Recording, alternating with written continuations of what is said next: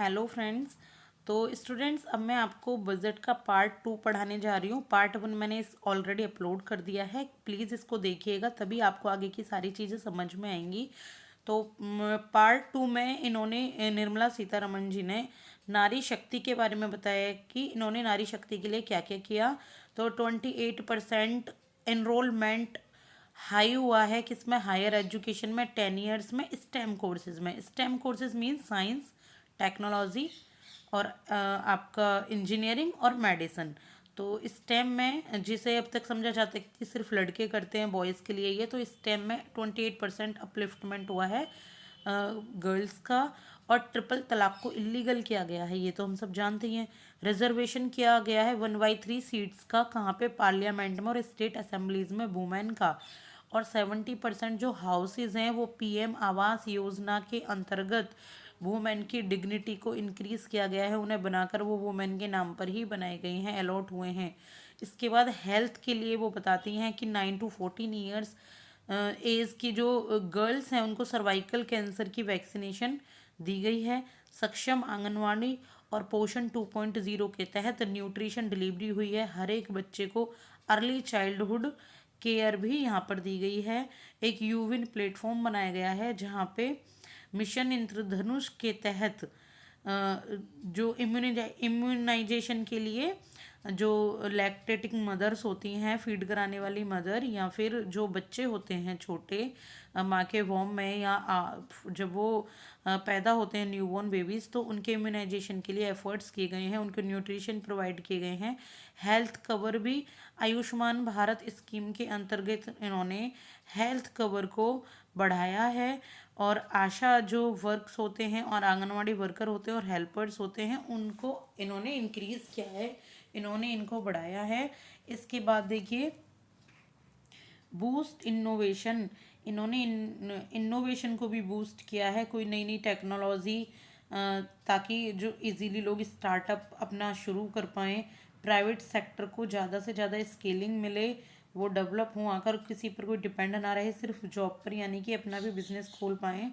Interest free loans दिया है states को, किसके तहत, विजन ऑफ विकसित भारत के तहत इन्होंने 75,000 करोड़ का एक 50 ईयर का इंटरेस्ट फ्री लोन दिया है स्टेट्स को, ताकि स्टेट्स अपने यहाँ पर वेलफेयर स्कीम्स और अपने जो भी खर्चे हैं उनको कंप्लीट कर पाएँ।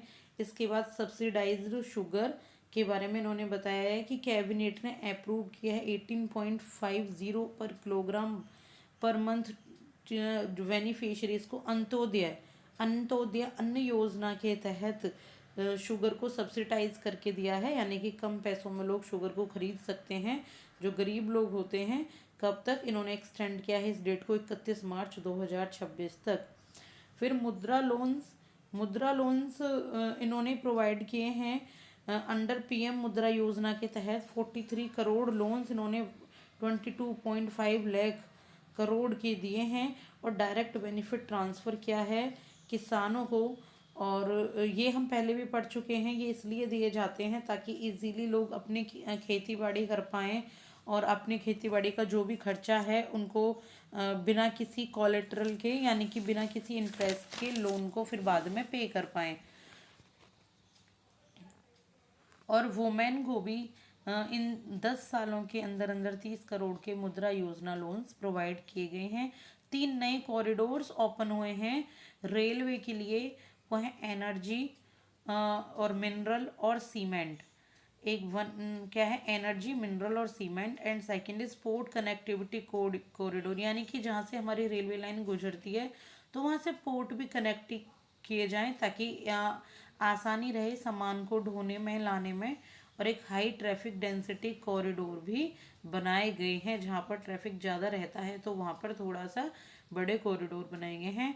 फिर है वंदे भारत बोगीज़, 40,000 बॉगीज़ जैसे कि वंदे भारत में हैं, तो उन वो कन्वर्ट की जाएंगी रेलगाड़ियों में, ट्रेन में, ताकि पैसेंजर्स को सुरक्षा और सुविधा रहे।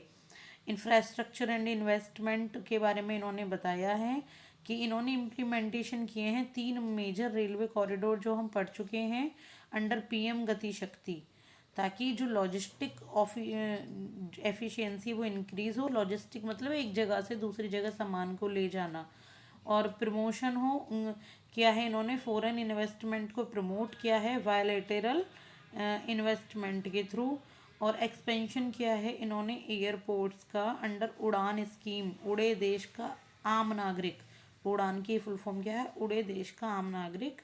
और न्यू एयरपोर्ट्स का डेवलपमेंट किया है। इसके बाद प्रमोशन किया है इन्होंने अर्बन ट्रांसफॉर्मेशन का, किससे? मेट्रो रेल के थ्रू अंडर नमो भारत।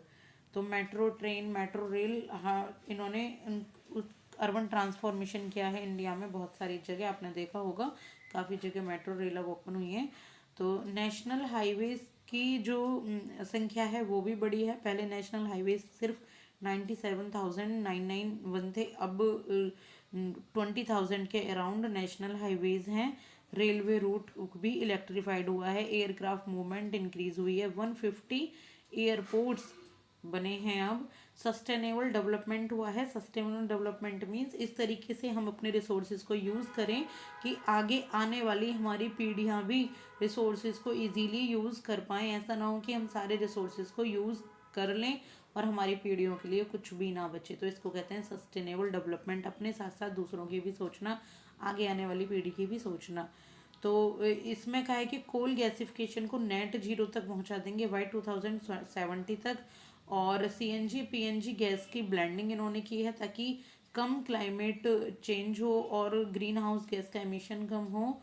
रूफ टॉप सोलराइजेशन का यूज़ इन्होंने किया है, बहुत जगह ओपन हुए हैं।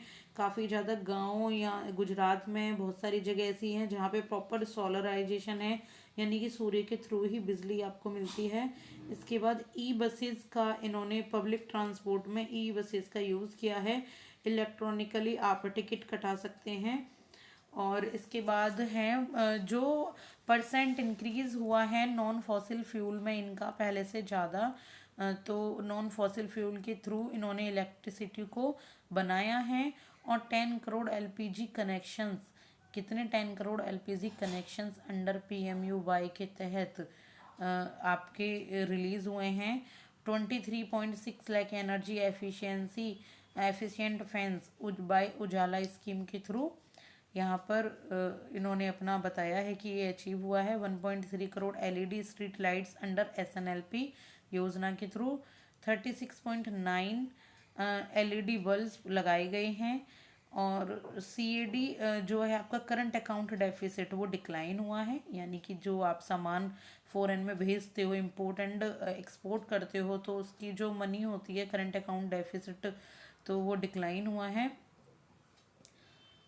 जैसे कि हम इसको ऐसे समझ सकते हैं कि 1000 का आपने कुछ परचेज़ किया और 8000 का आपने सेल किया है, तो 200 रेट का जो आपका है, आप क्योंकि आपने सेल तो कम किया, परचेज ज़्यादा कर लिया, तो 200 रुपये का आपको करंट अकाउंट डेफिसिट हुआ है। लेकिन ये अब डिक्लाइन हुआ है इन 10 सालों में जो मोदी सरकार के अंतर्गत।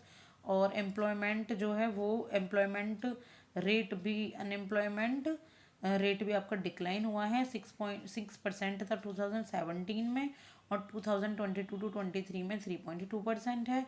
मंथली ग्रॉस कलेक्शन एवरेज जो है वो भी बढ़ी है आपकी। और हेडलाइन इन्फ्लेशन जो होता है वो आपका कम हुआ है, क्योंकि फाइनेंशियल ईयर 14 में ये 9.4% था, नाउ 5 to 6% ही ये चल रहा है, किसमें? 22 में।